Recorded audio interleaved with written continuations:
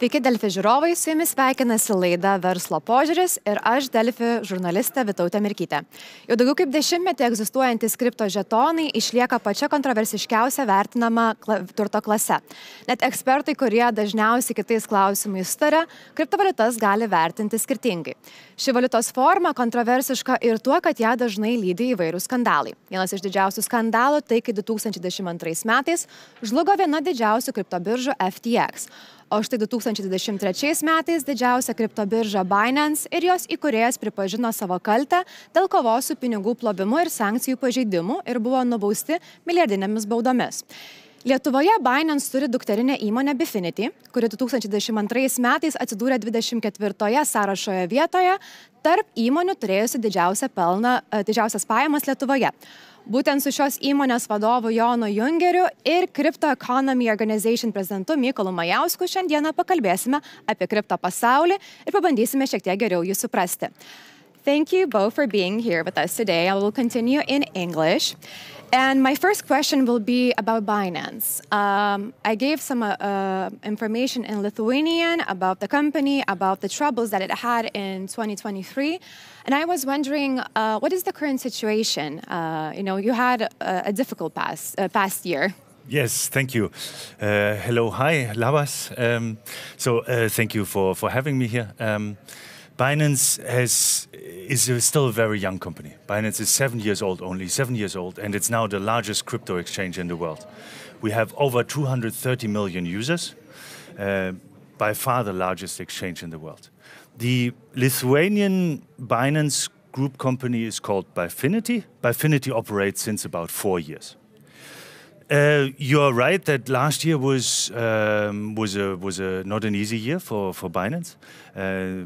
But in November 2023, so last year, we finally reached agreement and we finally reached a resolution with the US authorities to rectify the past and to find a way forward. And I can tell you from I've been in this company for a longer time. And I can really say that this has allowed us to turn the page. Since that time, we found a way forward and we are growing stronger and stronger. Mm-hmm. And so Binance has a company here in Lithuania, as you mentioned. And I was wondering, why did you choose Lithuania? And does Binance have other companies in the Baltic states? Oh, yeah. So Bifinity is the Lithuanian Binance company. Bifinity is a very important part of the Binance group. Of course, we look after the Lithuanian market, after the Lithuanian crypto community. We work with the Lithuanian crypto community, so with the local market. But it has a much larger role in the group. Actually, it takes care of all the what we call fiat transactions. So all the transactions where you put money, real money, like euro, fiat money, in and out of Binance, of course, especially in Europe, but also globally. All of these transactions are enabled by Bifinity. So it has a much larger remit, and it is especially at that intersection between traditional finance, TradFi, and the crypto economy, the Web3 world. So exactly that intersection, that's where we play. Mm-hmm. And why did you choose Lithuania as a place to invest? Lithuania is a great place. What we do here is very compliance focused. There are a lot of compliance skills here in Lithuania. So great skills, great workforce, and we really value that here. It has a great economy, a great ecosystem for us. There are a lot of partners for us, so we create jobs ourselves, but also our jobs get multiplied by our partners and network around us. And of course, last but not least, solid and robust regulatory framework. I mean, we are working with the regulators here very solidly. And it has a very robust framework, also with Mika coming in. I'm sure we'll talk about that. Yes, we will. So these are the three key topics for us. Very, very strong talent base and Lithuanian workforce is fantastic. Number 2, great economy, great ecosystem. Number 3, solid, robust regulatory framework. And Mr. Mykolas, if I'm correct, there are around 500 companies in Lithuania that do work in cryptocurrency or just general in crypto. Maybe you will correct this number, but why do these kind of companies choose Lithuania? Well, to be honest, there are perhaps a little bit more of those, something around 600 companies, but to be perfectly honest, many of them are actually shell companies that don't have proper operations here in Lithuania, and I'm very really glad to hear our regulator's opinion that actually most of those companies have to be cleaned up. And the largest, the most reputable, the most serious companies that are prepared to adhere to the best and prudent regulation put forward by the European Union, by Lithuanian Parliament, and by the Bank of Lithuania should be operating here in Lithuania. And it is truly incredible that in Lithuania we have these global companies that are not only large here in Lithuania, but actually the number one globally, like Binance. And that creates incredible opportunities for businesses, for talented people, for infrastructure, that brings in cash for the government to pay for the teachers, for the doctors, and this creates the whole ecosystem. Mm-hmm. And about job opportunities, as you mentioned, a lot of companies, and there's a possibility to earn probably a bit more than an average wage in this industry, because people who have to work in this industry have to have a high skill set. So what kind of people are you looking for in this field? Yeah, so the jobs that we have and the people that our people, my colleagues, we all work in the cutting edge. I mean, we work in the cutting edge of technology, of legal analysis, of compliance. So these are really high-skilled jobs. But if somebody new starts at Binance, don't expect everything to be like this on day one. You know, you grow into your role. So it's not something where we say you have to have all of these skills straight away. But so the job opportunities that we have, Binance operates fully remotely. So all of our jobs are fully remote. We offer a lot of engineering development opportunities, so where people can develop part of our systems and so on and so forth.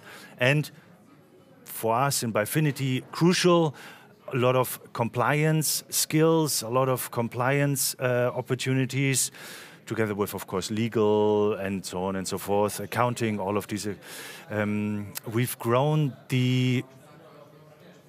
the employee base here in Lithuania by about fivefold in the last 9 months. I would say we've grown this company a lot. We've adjusted.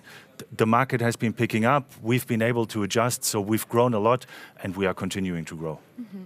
And how does the crypto industry help benefit Lithuanian economy? Well, I'll take a step back and say, look, how Lithuanians think. First of all, we say that we're better than Latvians. That's important. The second, we say that we need to be just a little bit better than Estonians, and then we live like in Sweden. But reality is that global competition is so much bigger than that. And if Lithuania wants to be best at something really meaningful, blockchain infrastructure, blockchain solutions is the answer. Because Lithuania has the talent, we heard, great people that prepare to work hard and have the necessary skills. We have universities that prepare those great students. We have infrastructure, we have global companies with best practices, we have startups, we have prudent regulation, and we have the mentality that is hungry for success. And that makes Lithuania a great opportunity for global crypto companies and to be the global hub as such. That creates opportunities, job opportunities for students. That creates opportunities for startups, create their own companies. That creates opportunities for the government to get taxes paid. There are a number of things that the government could do, that the regulator could do, but they're already doing their homework, to my mind, pretty well. Let's have a look at universities. Universities could have a proper blockchain programs for students that would ensure that the students, when they complete university, get well-paid jobs, or they're able to start their own business in this industry. We would need proper educational programs for general public, for financial literacy, so that we'll have less crypto fraud events here in Lithuania. we would need cross-business collaboration. For example, in Lithuania, in 2030, we'll have an energy surplus, which will be dominated by green energy produced here in Lithuania. And now we're devising lots of strategies how to export with hydrogen produced green energy. But actually, instead of exporting raw energy, like raw timber, we can manufacture sofas and tables. In the same way, instead of exporting raw energy, we can mine cryptocurrencies here in Lithuania, ensuring a sustainable growth and sustainable crypto ecosystems. There are a number of things that we could do to make Lithuania #1. Yeah, but as you mentioned, at least what I'm getting is that a lot of in EU, a lot of countries are going into the greener direction, and we're thinking about sustainability. As I understand, crypto mining is consuming a lot of energy. So is this beneficial, to focus on this and increase our energy consumption? Well, there are different currencies. Some require more energy than others. The most popular one, Bitcoin, does require energy because it's produced by, in simple terms, by computers, by computational power that is driven by electricity, and that electricity is needed. And if we can combine these industries, the energy industry and crypto industry, by mining green coins, that, as I mentioned, we can create a more sustainable ecosystem here in Lithuania for crypto industry and for the whole world. So those are opportunities. And just to give you a feel of how big crypto industry here in Lithuania is, according to Chainalysis, which is the most reputable research company in crypto industry, Lithuania alone in 2023 witnessed $14 billion of transactions in crypto. 14 billion, which is roughly $38 million every single day. And on top of that, roughly, according to various estimates, about 200,000 Lithuanian citizens in Lithuania have actively engaged in buying or selling cryptocurrency. Perhaps not my mother or your mother, but many of my friends have actually done that. Mm-hmm. Oh, you mentioned mothers, and then I'm thinking about our uncles, aunts, grandparents, and we're talking about big numbers, like boost your economy and so on. I was thinking, how can we explain to them what actually is blockchain and cryptocurrency and what people actually do there? Because they see, oh, there are different kinds of coins, and they trade them. Like, what is this? So, what kind of things you can do in this sphere? Mm-hmm. So education is key. I think you've said it. Education is key. It's still innovative. Our goal at Binance is mass adoption. We want to bring 1 billion people into this Web3 world. We realize that knowledge and education is key to this. Otherwise, we won't gain the trust of these new people. So what we've launched is specifically an arm of Binance only for learning.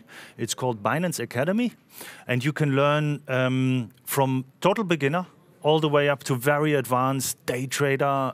You have for all different skill sets, and it's available in Lithuanian, by the way. But is it only trading? Because imagine that nephew is working and he says, my job has something to do with blockchain. Yeah. And then they're like uncle is just staring and thinking, okay, I don't understand the thing. So maybe Mr. Mykolas, can you explain us what is there when we're not only talking about trading?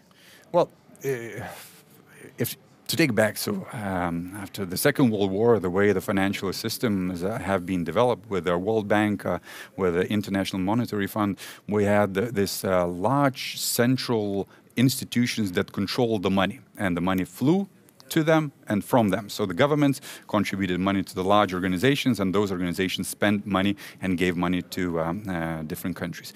In a similar fashion, it works. Each separate country has its own central bank, and that's how roughly the money flows from the central bank to commercial banks and to the communities, to businesses, and that's how they operate. Blockchain industry says that we need less of these central institutions, and we work in a decentralized way, trusting each other by all of us being part of one single network. For example, right now, you go to central bank, if you're a commercial bank, to get the money. And then if you're a business, you go to commercial bank to get a house loan or a consumer loan. In decentralized finance, which is already very, very popular in Lithuania, people lend to each other. So you don't need to have central institutions controlling the lending or making the lending to the businesses or to people. So you can have a decentralized lending opportunities. You have crypto debit cards, which allow you to have crypto coins, which you save, which you invest. You go to the grocery store and you spend them. This allows also for you to transfer money from one country to another country, which is actually very relevant for Lithuania because a lot of Lithuanians work in Norway, in Spain, in Ireland, in UK. So to transfer money from those countries to Lithuania, right now, often you need traditional finance, commercial banks, which cost money and takes time. With the cryptocurrencies, you can actually do it much faster and cheaper. So there are a lot of solutions that are coming to Lithuania and could be used by the community, by the government as well. For example, in public sector, definitely blockchain solutions could be employed for the land registry, for the digital identity, perhaps at some point even voting could be used, the blockchain technology to ensure a proper, transparent voting system. Mm-hmm. Also, what I'm hearing is since it's decentralized, there is no way to trace how the exchange is happening. And sometimes quite often cryptocurrencies are used for illegal activities. I myself did an experiment a few months ago, and I contacted with scammers, and I pretended to be their victim. And one of the last steps that I had to do was send them money for crypto. And we know that on Telegram, you can buy all sorts of different illegal things. And also what they do, they ask you to pay in crypto. Is there a way to make sure that cryptocurrency is not used for illegal activities like scamming and buying drugs or just in general money laundering? Yes. We at Binance, we look out for our users. And our whole ethos is user focused. So we want to protect our users. That's the first and foremost thing that we want to do. How can you identify if your user is actually a scammer? We have a whole team who looks at this from a global perspective, because that's nothing that you can isolate to the person that you talk to on Telegram is probably not in Lithuania. You know, it's something that spans borders, and we have a whole team that is dedicated to risk controls, to fraud controls, and they've recently released, last year, they saved $2.4 billion from the purses of our users and protected our users from these kind of patterns. They can detect these kind of patterns because they are unusual behavior. They are things that you can recognize if somebody does an unusual transaction or does a specific pattern which is known to be a fraud. But is sending someone €100 or €30, is it, a strange transaction? Oh yeah, no, sure. But these kind of behavior exhibit certain patterns, and you can learn this, you can detect this, and then you can protect your users, and that's what we're trying to do. A lot of it comes back to education, because I think these scams, they aren't new for the crypto world. They happen. Scammers just try to exploit whatever they can. It comes back to education and telling our users how to avoid scams, how to detect scams, how to get them. And yes, in this world, the user has a lot of responsibility himself. Yes, we call it. Because scammers, there are two ways for police to not be really able to trace them back. Is if the money leaves the country and goes to another country's bank, is a long process. But another way is just asking the victims to give money in crypto. So again, the same question. Well, how can we make sure? It's a myth whereby people think that sending crypto makes it secret, makes you anonymous. It's private, but that does not mean it's secret. and in many instances, and Lithuanian government institutions actually employ best tools in this industry to trace illicit activities. Some of the best research companies globally in crypto industry work with the Lithuanian institutions. I'm very proud to say that. And what happens is that if there are serious patterns, as Jona said, of illicit activities, of organized crime, that is traced, and those individuals and companies are identified. If you pay somebody cash, that is how you cannot trace it back, because you've made a transaction and disappeared.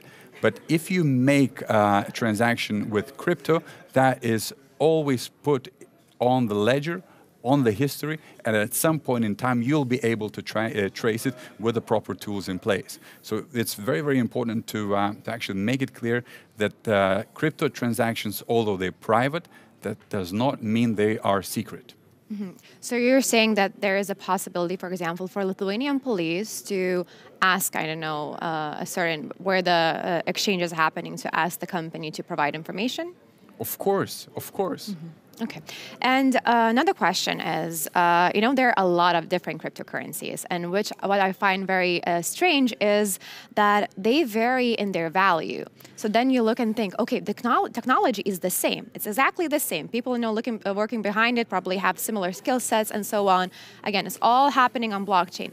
Why there is such huge difference in the currency values?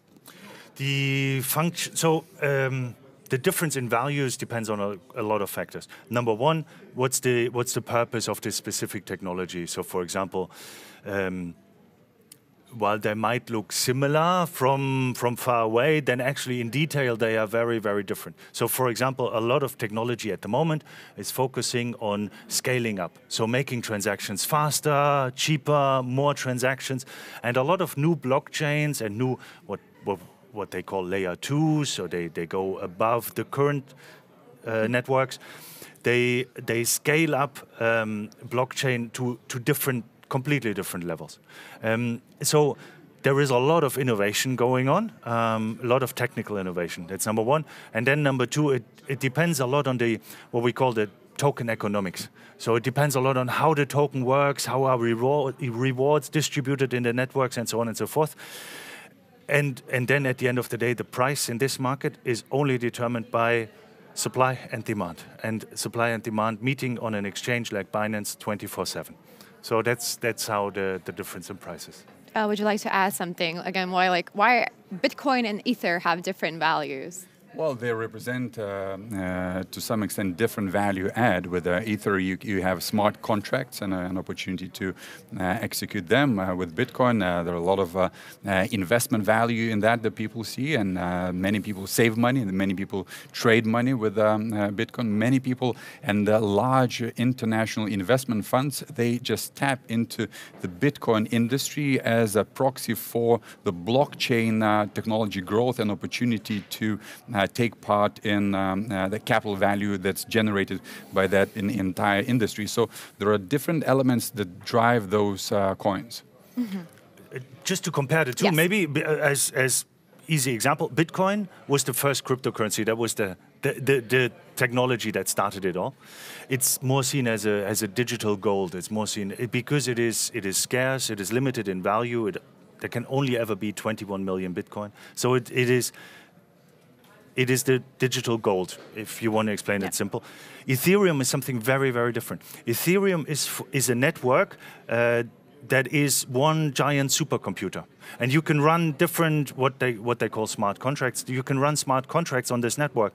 And the value of Ether is the value that you pay for the resourcing compute on this network. So it's a very different function to somewhere in blockchain where you are trying to hold a piece of that digital gold. In Ether, you actually pay for the transactions. So it's just as a simple example where the differences are. They have different purposes. Mm-hmm. Starting from New Year, there's going to be new regulation coming into force. How is it going to change the crypto game in Europe? And also, are you planning on taking out a license in Lithuania? Yeah, so Mika is coming. Actually, Mika is already here. Mika already came, the first parts already came into force During June the this summer, year. yeah. And then over the summer, exactly. And then 1st of January, the what's called for the crypto asset service providers, so for the exchanges and brokers, are coming into force. We are looking forward to it. We can't wait. For us, it's a huge opportunity, and I tell you why. For 2 key reasons. Number one, it levels the playing field across Europe. It's one set of requirements everywhere in Europe, and So it's easier for businesses. it's easier for businesses, but also a lot better for investors because they know what they're getting, and it's the same they're getting in, I don't know, Italy, Spain, or Lithuania, or Estonia. So it's a level playing field across Europe, and number two, for us, it's a great opportunity because if you are located within the European Union in one place, you can serve the whole European market. And that's what's currently missing, and that's a huge opportunity for us. We are preparing for it. We're preparing for it across the whole of Europe, and yes, we're also preparing in Lithuania. Yeah, and is there a plan B if you do not get a license here in Lithuania? Is it even a possibility? Look, we are the largest crypto exchange in the world. We need to continue service for our users. It would be irresponsible for us to gamble everything on one bet and say this is the one.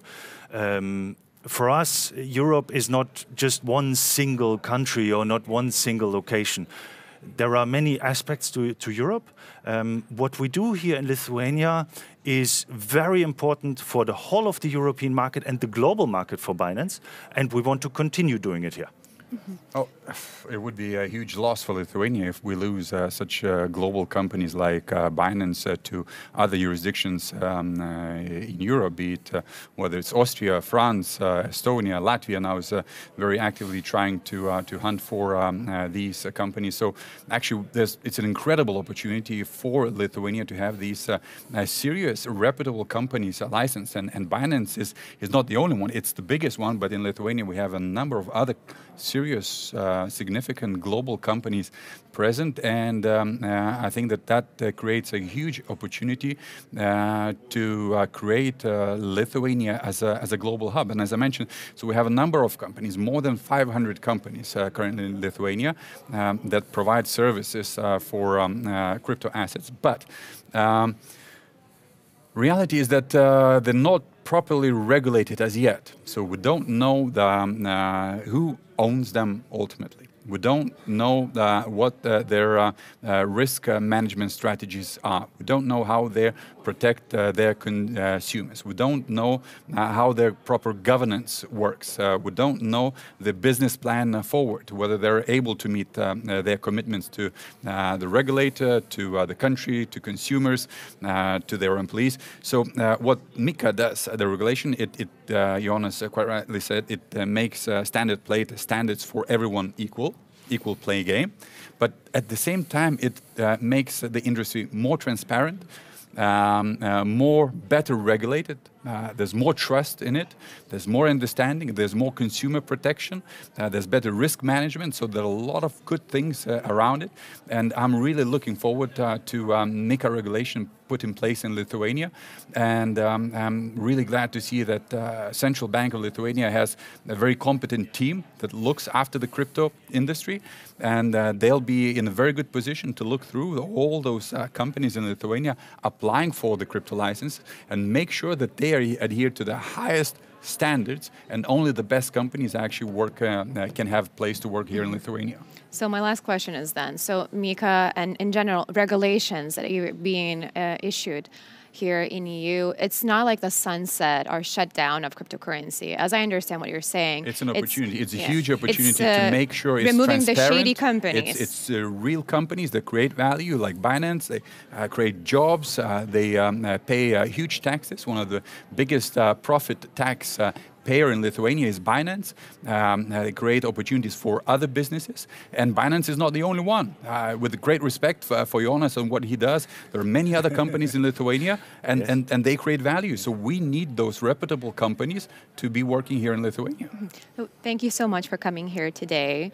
Žiūrovam priminsiu, kad šiandieną kalbėjome apie kriptovaliutas. Tikriausiai daugiau išgirsime jau nuo naujųjų metų, kai įsigalios naujos reguliacijos. Ir susitikime kitoje laidoje. Likite kartu su Delfi.